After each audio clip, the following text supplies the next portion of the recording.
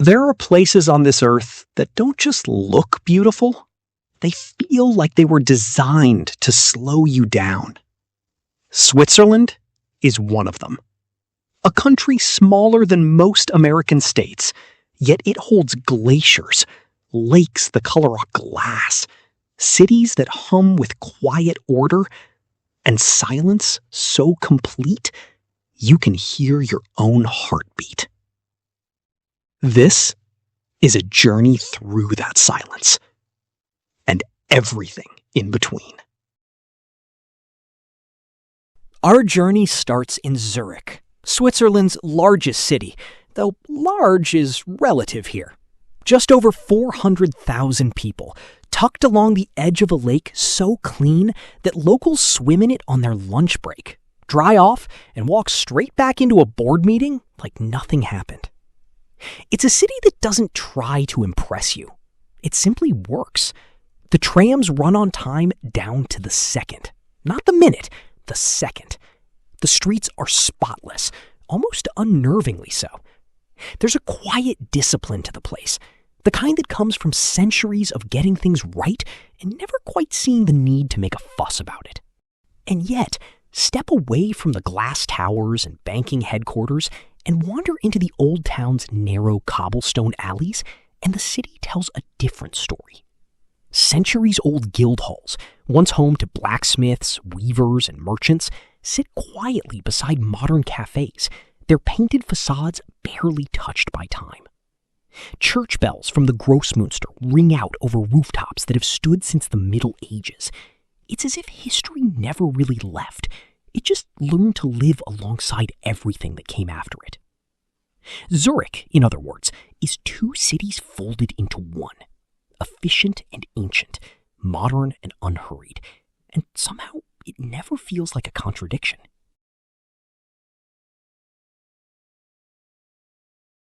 An hour south of Zurich, the landscape begins to soften and change.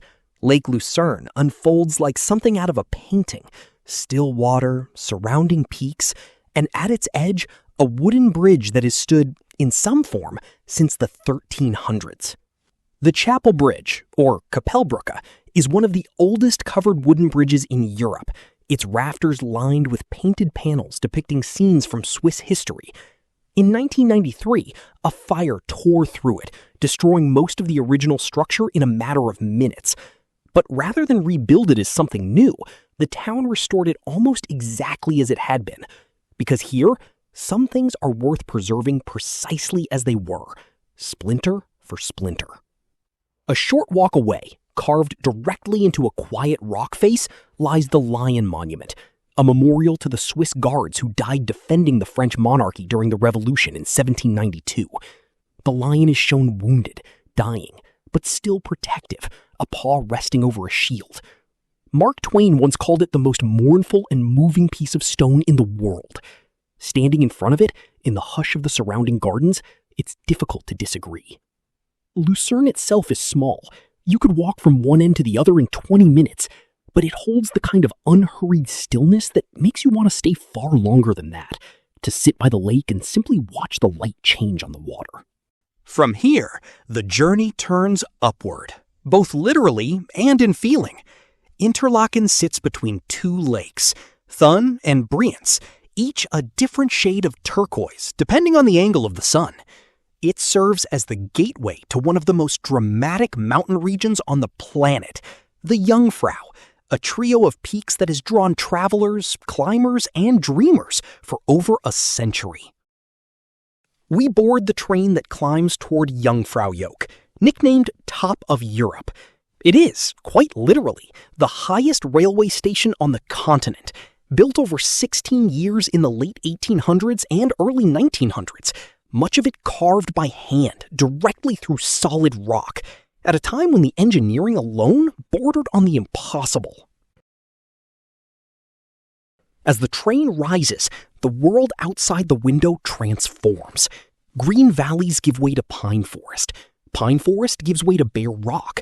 And finally, bare rock disappears under snow. The air thins. Conversations quiet.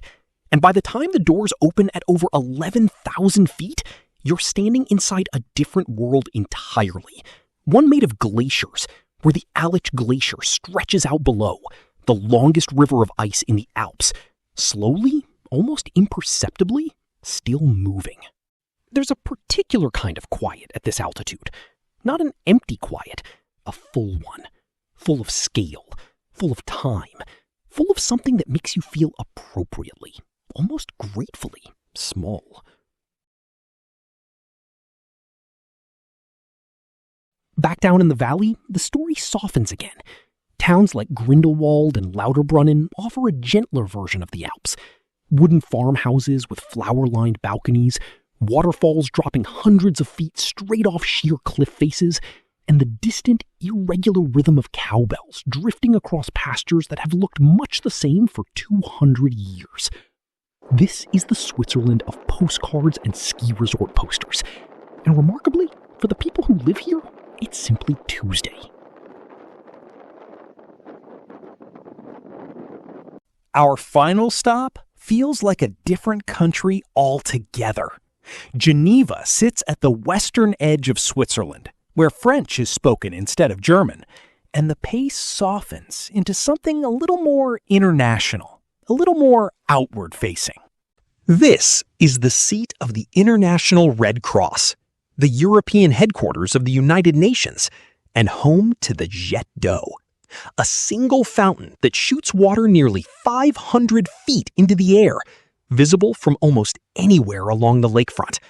A quiet landmark for a city built on quiet diplomacy.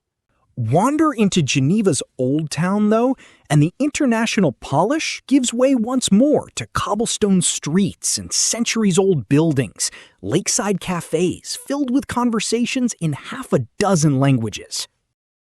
Geneva is a reminder that Switzerland, for all its remote mountain villages and silent glaciers, has also long been a meeting point, neutral ground where the rest of the world comes again and again, simply to talk. Switzerland doesn't shout. It never has, needed to. It's a country built on precision and patience, where trains run exactly on time, where 400-year-old bridges are rebuilt plank by plank after a fire, where glaciers have rested silently for thousands of years, entirely indifferent to whether anyone is watching. Maybe that's the lesson this place offers, if you let it, that some of the most extraordinary things in the world are the ones that never ask for your attention. They simply wait, patiently, for you to look up. This was Switzerland.